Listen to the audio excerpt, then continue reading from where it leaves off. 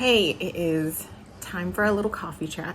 I've been kind of offline a little bit more than usual because we got sick pre-holidays, post-Thanksgiving, pre-Christmas. I don't know. It's not Christmas yet. And we got sick almost immediately after Thanksgiving. The kids got sick, and then I thought I had been able to bypass it, but I had not, and it got me. And it's one of these kind of bounce back colds that just doesn't seem like it wants to go away. But we're all doing better. But today I just kind of wanted to talk about a couple of the things that I've been really learning and where my head's at. So I have been reading the book by Rachel Hollis. So I don't know. I know I'm very behind on the Rachel Hollis train. I'm very behind. Like, she had this like meteoric rise, and then some questionable things began coming out of her mouth, and then people really started digging into who she was and her background and all of these things. I have zero interest really in speculating on any of that right now. I was just really curious about, I don't even know how she came up in my feed, but I got really curious about her and just started doing some kind of like deep dive. And I started reading her, I think the book that kind of set her on her path to fame and fortune, which was The Girl Wash Your Face. And I have not finished the book yet, but it reminded me of what I have left behind in this past year, as I've really been learning to listen to God and His guidance in my life, and cultivating a more peaceful existence with my kids and in my motherhood.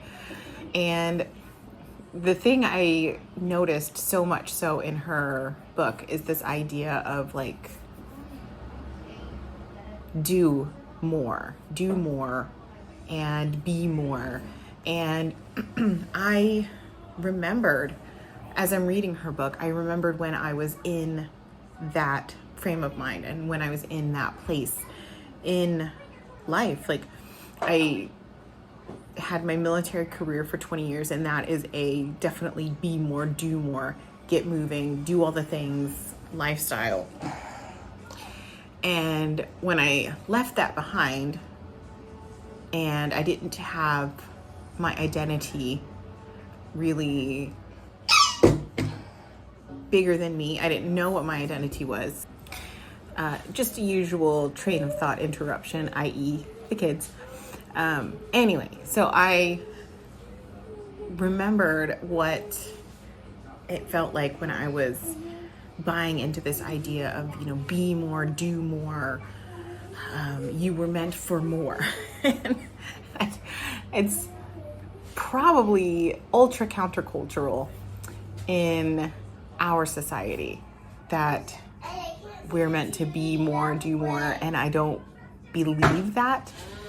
I don't believe that we're meant to be more, do more. I don't believe that we're all supposed to be entrepreneurs.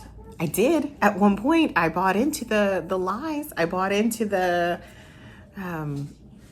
nonsense. And like, as I became a mom and I left my military career, and so much of my belief systems was that if I didn't have a career, I clearly didn't have a purpose. And as I've really embarked on this journey of shifting the coaching I was doing while I was in the military to coaching moms, and now just creating content mostly in this time of, I guess, my winter season, if you will. I haven't been taking on any new clients because, we started homeschooling officially. And as I have embarked on what that looks like for us, I really wanted to be able to focus my time on them And it made me realize during that time, like it made me realize how many choices I was making for myself, for my business, for my family that were tied to lies that I don't believe for myself. Now, it's not to say that these things aren't true for other people, but for me, they were lies because they were making me doubt myself. They were making me not even know who I was. And, you know, like the whole idea of like, if I'm not contributing to society, I don't have a purpose. I have no reason for being or whatever. And when I look at it now, it's like raising children is a contribution to society. It's a huge contribution to society, especially, you know, with the idea of wanting to raise good people, good humans. But I don't know if I stay on one side of the internet or not before, but I feel like there was just way more noise in the direction of saying that we as mothers are not enough, just as mothers. And when I decided that I wanted to have children, I also decided that I wanted to be a stay-at-home mom for them. And when I did that, when I made that decision, I felt so much peace because I knew that was coming. Like, I was so close to the end of my military career when I had my kids. I was a geriatric pregnancy. Yay, geriatric pregnancy. But, you know, I was very peaceful about it. But then I don't know what side of the internet I ended up on, but I was on the side of the internet that tells women that we need to be making more money, we need to be doing more stuff, we need to be productive, and we need to be creating a business and blah, blah, blah, blah, blah. Like, it was just, part of it was that, like I said, the military mindset. I grew up, and as an adult, I grew up in a military mode of living where productivity is important because it can be the difference between getting a mission done and not getting a mission done. But in life in general, if the circumstances are not really ever that dire, I cannot at the moment think of a circumstance that is truly dire, but my brain was in the habit of looking for dire circumstances. And then, you know, on top of that, like I said, there are a million productivity books out there. And every time I would read them, I'm like, how is a mother supposed to make this work?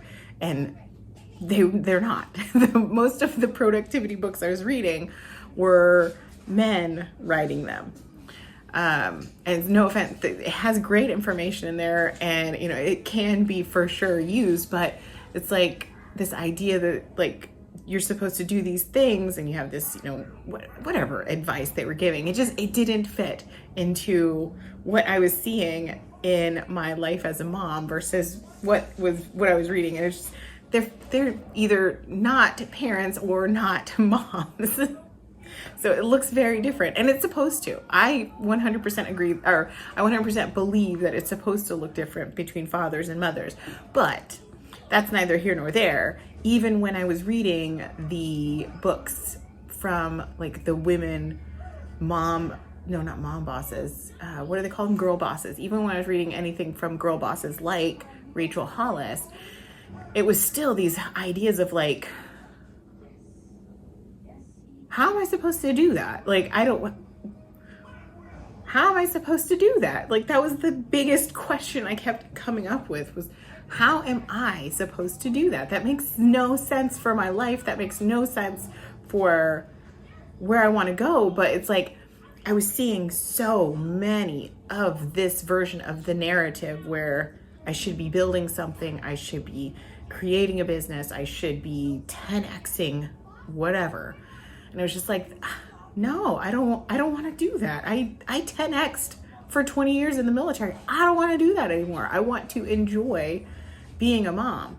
But for those first few years, I struggled because I was very much under the impression that I was supposed to be doing more, being more, creating more, and also raising humans.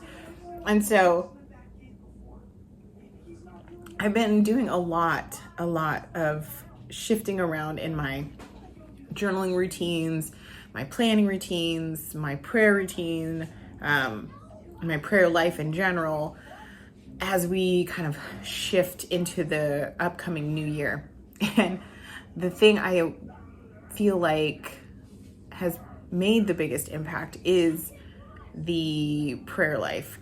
But regardless of, where the difference is coming from, one of the things that I wanted to just throw out there for today is that, we are enough as just mom,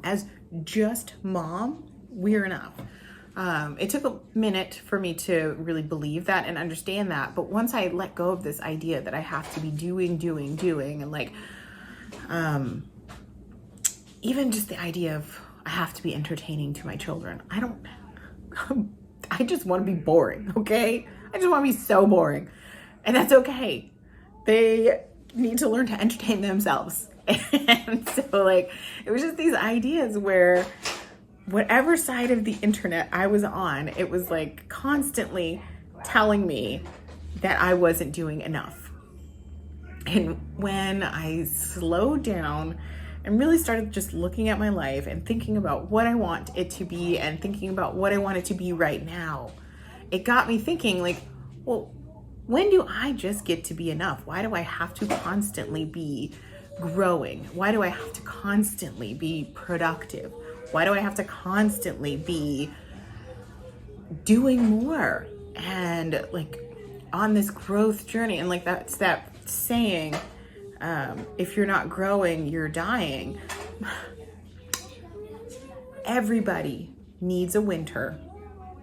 Plants do not grow in the winter, and they're not dying. And I am going to be a plant. I am going to have a winter and just be with my kids. And I'm just going to enjoy that. Because if I'm not enjoying my time with them right now, right here, I'm missing it. And that's not something I am willing to do for the sake of growth or the sake of what society tells me that womanhood is, or for the sake of what motherhood is claimed to be, or for the sake of hustle and mom bossing, or not mom bossing, but girl bossing.